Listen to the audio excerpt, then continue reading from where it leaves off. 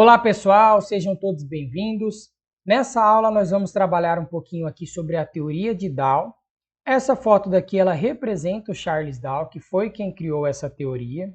Quando eu digo assim que ele criou essa teoria, na verdade ele criou, só que quem colocou ela a público, quem fez de fato livros sobre, artigos sobre e publicou nos principais jornais da época, foi o William Hamilton. Tá? Que era uma pessoa próxima a ele que trabalhava no The Wall Street Journal. E aí fez a publicação de fato. Porque o Charles Dow mesmo, ele não publicou nada a respeito da sua teoria. Ele criou, mas não chegou a publicar. E essa teoria dele ela é muito importante porque ela é considerada a base de todo o estudo da análise técnica. Então a gente vai ver que ela é baseada em 9 princípios. Existem 9 princípios aqui que norteiam essa teoria. 9 princípios, e ela vai estar preocupada somente em analisar o que? Variações de preços. Basicamente isso, ela vai analisar variações de preços. Quando Charles Dow foi criar essa teoria, ele começou criando médias de alguns setores da economia. Ele criou a média do setor industrial e a média do setor ferroviário da época. E aí ele utilizou para criar essa média as empresas blue chips da época, que seriam blue chips seriam o quê? As empresas de maior negociabilidade. Esse termo blue chips, ele é utilizado até hoje. Então, se você está vendo essa aula aqui e você já ouviu falar de blue chips, saiba que são as empresas com maior negociação existentes atualmente no mercado, ok? Sempre existiu esse termo aí, porque o blue chip ele vem lá do jogo de poker, que é a ficha mais alta que tem lá, ok? Então, nesse caso aqui, são as empresas com maior negociação. E aí ele pegou essas empresas blue chips aqui do setor industrial e criou uma média. Isso daqui surgiu um famoso indicador, que provavelmente vocês já devem ter ouvido falar, que é o Dow Jones Industrial. Ele veio daqui dessa teoria de Dow. Hoje em dia o Dow Jones Industrial ele é formado por aproximadamente 30 empresas de maior negociabilidade do setor industrial lá dos Estados Unidos. E aí tem a média ferroviária, que hoje em dia foi trocada, que é o Dow Jones Transportation, né? Porque hoje em dia não é só ferrovia, então é a média de transportes, vai englobar aqui rodoviárias, aéreas e logísticas. E ele fez isso para quê? Para medir os movimentos do mercado. Aí com isso, né, com essas médias que ele criou e a partir de vários anos de análise, ele chegou nesses 9 princípios aqui, que eu vou mostrar para vocês agora, ok? Então, primeiro princípio aqui, princípios da teoria de Dow. Primeiro princípio, o mercado tem 3 tendências. Lembra que eu já expliquei para vocês sobre linha de tendência de alta e linha de tendência de baixa, né? O que é uma linha de tendência de alta? A gente traça quando o mercado está basicamente em uma tendência de alta, né? Se eu pegasse aqui, eu ia traçar uma linha mais ou menos dessa forma, ok? Dentro dessa tendência, que é chamada de tendência primária de alta, nós temos também aqui dentro a tendência secundária e nós temos também aqui dentro a tendência terciária, ok? Eu tenho um gráfico aí que eu já vou mostrar para vocês como que funciona. Mas o que a gente tem que pensar agora a princípio? Essa tendência primária, ela é a maior de todas, ela é a que tem maior duração, então longa duração. A tendência secundária eu posso dizer que ela tem uma duração média, então média duração. E a tendência terciária, eu posso dizer que ela tem curta duração. Perfeito? Então aqui a gente pode pensar em questão de anos, aqui de 3 semanas a 3 meses, e aqui ó, menos do que 3 semanas. Perfeito? A tendência secundária, como eu vou mostrar para vocês aqui, ela não vai alterar a tendência principal. Ela não vai alterar essa tendência primária. Vamos começar aqui no gráfico, aí a gente volta ali depois para que vocês entendam da melhor maneira possível. Veja que essa linha azul, ela é a tendência primária. Qual que é a tendência primária desse ativo? Eu olhando aqui, eu sei que ela é uma tendência de alta. Tranquilo. Dentro dessa tendência de alta, ó, isso daqui é o gráfico do Ibovespa, diário lá de 2010. Dentro dessa tendência primária de alta aqui, nós temos as tendências secundárias. Ó, é uma tendência secundária que ela faz basicamente aqui, ó. Ela representa importantes reações e interrompe temporariamente a tendência primária dos preços, mas não altera, conforme eu tinha salientado, sua trajetória principal. Então, são reações e interrompe temporariamente a tendência primária. Então, ela é formada basicamente daqui, ó. Temos a tendência secundária, que veio daqui de cima e depois aqui. Depois tem outra aqui e depois outra aqui. Então ela está interrompendo a trajetória principal. Né? Se eu venho aqui na tendência primária de alta, tenho a tendência primária, e aí do nada eu tenho uma correção representada por essa setinha vermelha aqui, você vê que está ocorrendo a tendência secundária. Tanto aqui, quanto aqui. São pequenas reações. Duração 3 semanas a 3 meses. E as terciárias, elas vão ser o quê? Ó? São essas representadas aqui pela linha laranja, esse pontilhado laranja. Elas vão ser reações menores, de curto prazo, comumente menos do que 3 semanas. Como cada um dos candles aqui representam dias, a gente consegue visualizar aqui que foi bem rápido mesmo essa tendência terciária. E ela vai representar o que basicamente? Ó, pequenas oscilações de preços ou mesmo uma pausa, reforçando ou contrariando o movimento principal. Tem duração curta. Ok, por enquanto, com isso nós não temos grandes análises a fazer. Você só tem que entender que existem 3 tendências que guiam o mercado. Essa primária, que é a mais longa, a secundária, que é a média, e a terciária, que é essa de curta duração. Porque aí, conforme a gente for vendo os outros princípios, aí vai começar a fazer sentido mais isso daqui para a gente. E aí nós temos aqui o segundo princípio da teoria de Dow. O volume deve acompanhar a tendência. Para quem é meu aluno, isso daqui já não é mais novidade. Já sabe que o volume deve acompanhar a tendência. Mas o que a gente precisa entender disso daqui? Se eu estou numa tendência de alta, conforme os preços sobem, eu espero que o volume suba. E que se os preços viessem a cair, eu esperaria que o quê? Que o volume caísse também. Ok? Porque daí você está confirmando que a sua tendência de alta ela vai dar continuidade, ela vai se manter. Na tendência de baixa, se os preços estão caindo, é uma tendência de baixa, o preço está caindo, eu espero que o volume aumente para dizer o quê? Que essa tendência de baixa vai continuar. Agora, se os preços começassem a subir nessa tendência e ao mesmo tempo os volumes subirem, seria uma indicação de reversão. Então a gente espera que quando os preços subam nessa tendência de baixa, ocorra o quê? Que o volume caia, porque ele está indo contra a tendência. Então, basicamente, desse princípio aqui, é que a quantidade de ações negociadas tem que acompanhar a variação de preços, ou seja, o volume tem que acompanhar a variação dos preços, tem que acompanhar a tendência. Isso que eu expliquei para vocês está aqui nessa definição. Então, agora a gente chega aqui no terceiro princípio da teoria de Dow. Tendências primárias de alta têm 3 fases. Essas 3 fases elas estão representadas aqui no gráfico, tá? Essa é a primeira fase, segunda fase e terceira fase. Essa fase de acumulação, a gente tem que pensar assim.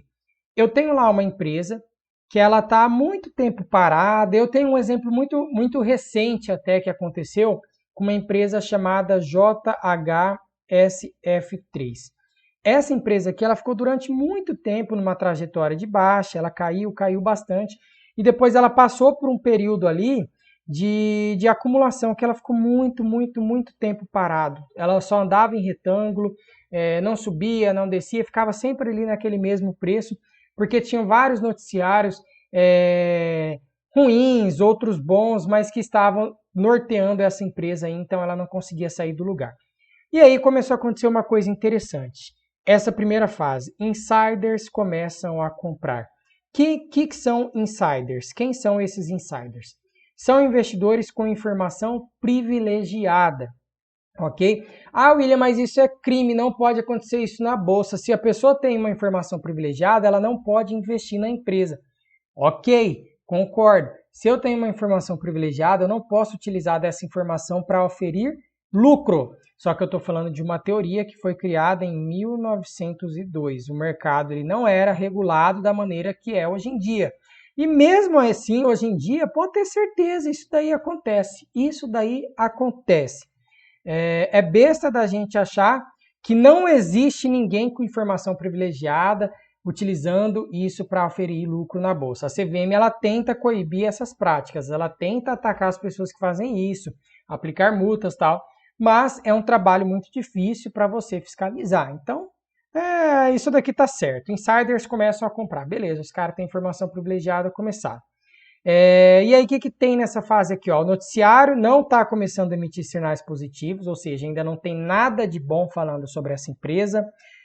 Os investidores estão aqui desanimados, situação econômica do país não é muito boa, ou então não é muito boa aqui para a empresa. E aí os preços começam a dar essa pequena alta, não é alta sensível é a segunda fase. Começa a fazer essa acumulação, né? Então não é uma alta ainda expressiva. Aí vem a segunda fase. A empresa começa a dar melhores resultados, começa a publicar balanços dizendo que o lucro cresceu tantos por cento, que começou a gerar margem líquidas cada vez maiores, ou seja, depois as receitas com as vendas que eu tenho está sobrando cada vez mais dinheiro para mim, né? Isso que é a margem líquida. Então a empresa começa a ter essa alta sensível, então avanço estável no preço das ações e melhora nos resultados das empresas. Só que ainda tem um problema, o público ainda não está totalmente convencido. São aquelas pessoas que ficam olhando, a ação está subindo, subindo, subindo, e ela só está olhando. Não sei, não acredito, não acho que vai dar certo ainda, né? E aí quem é mais atento, quem é mais sensível e atento, vai lá e faz o quê? Já compra. A pessoa já compra, ela não fica esperando. E aí o volume começa a subir. Acontecendo isso, nós vamos chegar na última fase aqui dessa tendência primária, que seria a fase de euforia. Então aí o noticiário está todo mundo bom, todo mundo está ouvindo falar dessa empresa, todos os investidores se convenceram de que essa alta nos preços ela vai ser para valer, isso daí vai continuar existindo e as pessoas começam a comprar. E aí tem um grande problema, você forma essa bolha especulativa. Porque daí as pessoas que tinham comprado aqui embaixo, elas vão fazer o quê? Elas vão vender quando esse pessoal estiver comprando, né? Então pode ser que depois dessa última fase aqui da euforia, você tenha uma realização dos preços. Porque quem é inteligente de verdade são as pessoas que compraram aqui ou aqui. E aí utilizou esses outros que entraram aqui no finalzinho para dar liquidez para o ativo e depois liquidar suas posições. E aí nessa fase aqui, tem muitos boatos, tem muito noticiário em cima da empresa, tem noticiário sobre fusões, acordo entre empresas que vai gerar receitas, lucros e por aí vai. É a fase da euforia, ok? Aí o quarto princípio aqui também é um princípio que a gente fala das tendências primárias, só que agora é a tendência primária de baixa, que também tem 3 fases. Então, vamos imaginar que eu vinha dessa ação aqui, eu passei por essas 3 fases aqui, e aí depois eu estou entrando na tendência primária de baixa. Então agora eu vou passar por outras 3 fases. As pessoas começaram a liquidar os seus ativos aqui em cima. Aí começa o período de distribuição, depois o período de pânico e depois o período de baixa lenta. Primeira fase, segunda fase e terceira fase dessa tendência primária de baixa. Então quem que começou a comprar? Insiders. Quem que vai começar a vender primeiro de tudo? Insiders. Eles começam a vender. Então é exatamente isso, gente. Isso é o que acontece no mercado, tá? Quando uma ação começa a ser comprada aqui, os insiders eles não estão comprando quando todo o noticiário está em cima daquela empresa. Quando todo mundo decide que uma ação é boa, que é o melhor momento para você comprar, geralmente esse é o melhor momento para você vender. Se todo lugar que você anda alguém fala, compra isso, tá bom, vamos comprar isso, compra isso, não dá certo, sempre dá errado. Quer dizer que muitas pessoas, as pessoas inteligentes já compraram lá no passado e o restante está tudo querendo comprar agora e provavelmente vai perder dinheiro. Então eles começam aqui a iniciar a operação de venda, aí o volume começa a diminuir na alta dos preços. Isso é um sinal excelente para a gente saber que essa fase de distribuição está começando. Se os preços vinham em alta e o volume vinha em alta também, e aí depois disso o volume ele começa a cair quando os preços sobem, a tendência ela está começando a virar. Então já sei que está na fase de distribuição. Aí o lucro da empresa ainda está em nível recorde, porém os preços começam a estacionar. Aí vem o efeito manada, que é justamente nessa segunda fase. Os compradores passam a ter pressa em se desfazer de suas ações, vendendo-as a preço de mercado. O que é vender a preço de mercado? Eu não defino um preço para vender a minha ação. Eu simplesmente jogo lá a ordem de venda, E o preço que estiver sendo cotado no mercado naquele momento vai ser o preço que vai ser executado. Eles começam a fazer isso. Então a queda, ela é uma queda bem acentuada. Você vê que ela é uma queda rápida. Como tem uma frase, eu não sei de quem que é essa frase, mas que eu gosto bastante, é sempre assim, ó. As ações costumam subir de escada. Então você demora, tá subindo de escada, bonitinho, mas quando desce, ela desce de elevador. A gravidade, inclusive, ajuda a despencar o preço das ações. Então, momento de pânico, ok? Ainda diz aqui, ó, quase verticalmente, volume negociado fica grande no momento de queda de preço. E aí a terceira fase aqui, a última, né, baixa lenta, os preços atingem um patamar muito baixo, desencoraja os investidores que não venderam durante essa fase aí, tá o pior de tudo. Muita gente segura, né? Muita gente segura ação. Vê tudo isso daqui acontecendo e aí a pessoa fala o quê? É passageiro, não vou vender. Não vou vender, não vou vender, não vou vender. E aí depois fica com o ativo segurando durante anos. Isso é uma característica de um investidor que possui o quê? Aversão à perda. Não se desfaz de posições perdedoras. Não se desfaz, mantém elas durante anos. E aí depois dessa fase aqui, você literalmente pode ter anos que o ativo pode ficar ali estacionado naquele mesmo lugar e você vai estar gerando o que para você? Custo de oportunidade. Basicamente isso. Então, finalizado esse quarto princípio aqui. O quinto princípio da teoria de Dow é que as médias descontam tudo. Como assim as médias descontam tudo? Isso significa dizer que as médias, elas refletem o comportamento geral, o comportamento da massa dos investidores. Se eu tenho uma notícia ruim, tudo bem, a notícia ela vai estar contida dentro daquele preço. Consequentemente, como ela vai se refletir dentro daquele preço e eu faço uma média dos preços, ela vai estar sendo descontada na média também. Então, nada mais é do que o quê? A opinião combinada de vários investidores. E aí você vai ter um comportamento dessa massa, um comportamento médio dessa massa. Aqui eu coloquei um gráfico que é proveniente da economia para a gente entender o processo de demanda e o processo de oferta. A demanda, conforme o preço vai se reduzindo, a quantidade demandada aumenta. E a oferta, conforme o preço vai aumentando, os empresários eles querem vender mais, então a oferta deles aumenta. Só que isso daqui pouco importa, o que importa para a gente é o ponto de equilíbrio, ok? Então, com a média, a gente consegue chegar nesse ponto de equilíbrio, não importando a opinião de quem está ofertando, a opinião de quem está demandando. Tudo isso daí, essas opiniões acerca do valor justo dessa empresa vão estar contidos nas médias. E aí o sexto princípio, as duas médias devem se confirmar. Quais duas médias eu estou trabalhando? Lembra que eu falei que o Charles Dow ele fez o quê? Ele utilizou esse grupo aqui industrial e esse grupo ferroviário. Então, eu estou falando dessas duas médias, a média da indústria e a média desse setor ferroviário. E ele disse que as duas devem se confirmar. Por que as duas têm que se confirmar? Porque a indústria faz os bens. E quem entrega esses bens é o transporte. É essa parte rodoviária. Entendeu? Por isso elas funcionam juntas. Então ele sempre acreditou, o Charles Dow, que as duas médias elas têm que acompanhar. Se uma média está mostrando uma tendência de alta, a outra também tem que estar mostrando uma tendência de alta.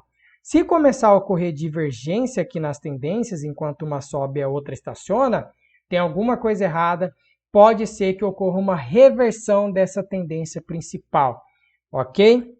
Então, isso daí, sexto princípio da teoria de Dow. Aqui tem a definição. Definiu que essas duas médias têm que andar na mesma direção. A falha de uma média confirmar a direção da outra deve ser encarada como um alerta para que o investidor fique atento a uma possível mudança na tendência principal. Isso que eu acabei de falar para você. Aí o sétimo princípio aqui, o mercado pode se desenvolver em linha. Quando ele fala em linha, na verdade ele está querendo dizer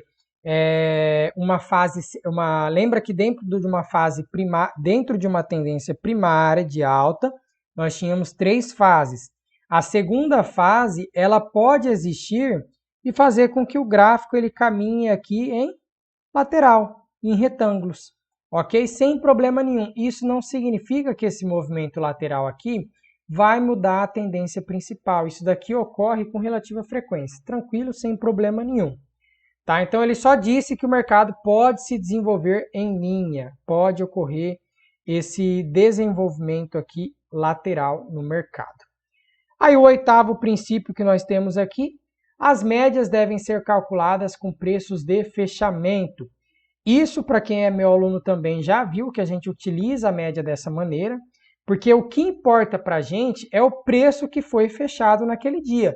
Não importa para mim se o preço atingiu esse valor máximo, se ele atingiu esse valor mínimo. O que importa para mim é que ele abriu aqui e ele fechou aqui. Então a média ela vai ser calculada, ela vai ser plotada a partir dos preços de fechamento, tanto para os candles positivos quanto os negativos, né? Então vou utilizar o preço aqui, ó, de fechamento do negativo e aqui o fechamento do positivo. Então o Dow ele sempre utilizou isso daí, sempre calculou as médias com base nos preços de fechamento. E aí o nono princípio aqui, a tendência ela está valendo até que haja sinais de reversão. Então não existe isso, já subiu demais o preço, não vai subir mais ainda. Né? Para quem acompanhou o Magazine Luiza aí, com certeza deve ter comentado isso várias e várias vezes. O preço não pode subir mais, a Magazine já subiu mais de 1000%, não acredito que vai subir mais, vou vender. Aí subiu 2000%, não acredito que vai vender mais, que vai subir mais, vou vender. Aí subiu 3000%, subiu muito mais do que isso. Então, se não tem sinal de reversão, para de querer criar uma reversão para esse cenário.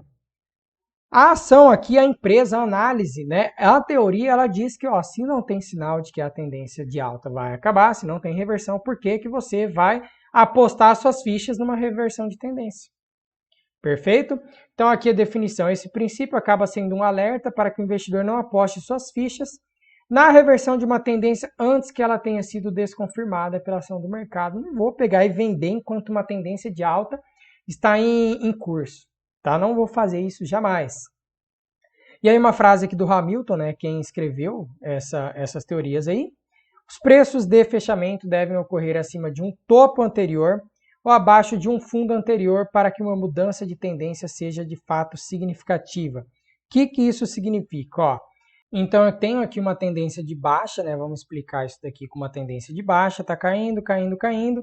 Aí ela começou a ficar lateral e ela fez esse topo aqui, ó. Vou marcar esse topo bem aqui com a cor verde. Ela fez esse topo. Enquanto não for superado esse topo aqui, não posso dizer que vai ocorrer uma mudança de tendência.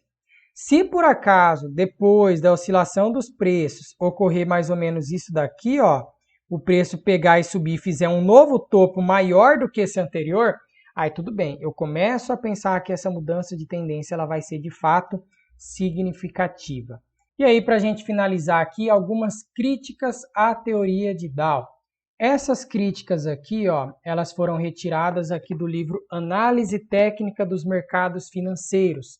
Tá? Eu já mostrei esse livro aí para vocês, do Flávio Lemos, ok? Mas para quem tiver interesse, tá aqui de novo. Esse livro aqui fala tudo sobre análise gráfica, análise técnica. Ok? Então vamos lá às críticas, para a gente finalizar essa aula aqui. Primeira crítica, ela é extremamente tardia, à medida em que priva o investidor do primeiro e do último 1/3 do movimento de uma tendência primária, por causa da exigência de confirmação para que uma tendência se inicie e termine. Então é uma crítica de que, vou perder grande parte do movimento, porque ela me exige que eu fique o quê? Esperando uma determinada confirmação. Segunda crítica, deixa o investidor em dúvida, pois a teoria não pode antecipar quando o movimento secundário irá se tornar um movimento primário ou quando o movimento terciário se tornará secundário.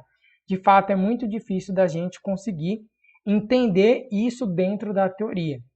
Não tem como eu ter 100% de certeza, eu tenho uma noção muito boa de que aquele movimento é secundário, que aquele movimento ali ele é terciário ou ele vai trocar para ser um dos outros, ok?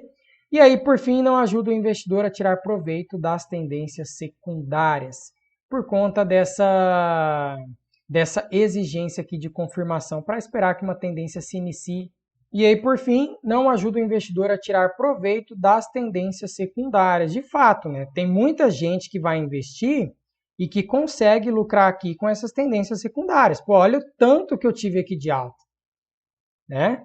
Olha aqui, eu poderia vender aqui, poderia comprar aqui de novo, poderia vender, poderia comprar. Isso daí não traz na teoria de Dow. Mas então a gente fica por aqui, pessoal. Passei todos os 9 princípios que abordam essa teoria. É tudo que a gente precisa saber sobre essa teoria de Dow. E eu espero que isso auxilie você de alguma forma nos seus investimentos, ok? Então, boa continuidade de estudos a todos. Aguardo vocês lá na próxima aula. Tchau, tchau, pessoal!